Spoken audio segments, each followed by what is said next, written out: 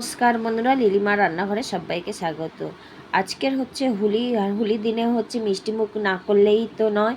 বাঙালির উৎসব মানে হচ্ছে মিষ্টিমুখ, আর আমাদের জনপ্রিয় রসগোল্লা আমি আজকের বানাবো। আপনারা দেখতে থাকুন আমি কিভাবে বানাই। ফার্স্টে তো 1 লিটার দুধ নিয়েছি, আর এইটা হচ্ছে একটা গামলির মধ্যে আমি হচ্ছে ভালো করে ফোটাতে দিয়েছি। আর এখানে হচ্ছে পাতি লেবু নিয়েছি, পাতি লেবুটা ভালো করে নিগড়ে আর ছেঁকে নিয়েছি, আর একটু ওর মধ্যে একটু জল দিয়ে দিয়েছি।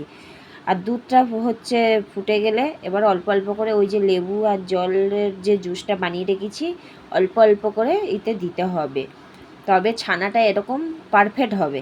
একবারে দিয়ে দিলে কি হয়, ছানা অতটা ভালো হয় না। ওই জন্যে আমি একটা লেবুটা খানিকটা জল দিয়ে 3বার ধরে হচ্ছে আমি জল দিয়েছি দুধের মধ্যে।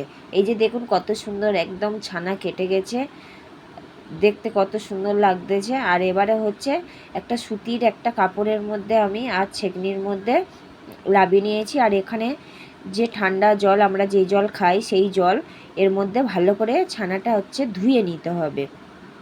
যেহেতু আমি লেবুর রস দিয়ে এটা হচ্ছে করেছি যাতে গন্ধটা না থাকে। এই যে ভালো করে নিয়েছি। এটা এবারে 2 ঘন্টা এরকম উঁচু করে ঝুলিয়ে রাখতে হবে। 2 ঘন্টা পরে আমি ফিরে এসেছি। এখানে নিয়েছি 6 কাপ জল আর 2 কাপ চিনি। এই মাপটা কিন্তু রসগোল্লা পারফেক্ট হওয়া চাই, নাহলে কিন্তু রসগোল্লা একদম পারফেক্ট হয় না। আর 2টা এলাচ থেতো করে দিয়ে দিয়েছি। আর এই যে পনিরের এই ছানার মধ্যে হচ্ছে জল ছেড়ে গেছে, এবারে মেখে নেব। এবারে এর মধ্যে দিয়ে দেবো 2 চামচ মতন, 2 চামচ না 1.5 চামচের মতন হচ্ছে ময়দাটা অল্প দিতে হবে। আর ভালো করে এরকম চেপে চেপে এরকমভাবে ঘষতে হবে। এর মধ্যে এই যে একটু তেলের মতন ভাব হয়ে আসলে ভাববে যে একদম পারফেক্ট হয়েছে ছানা মাখাটা।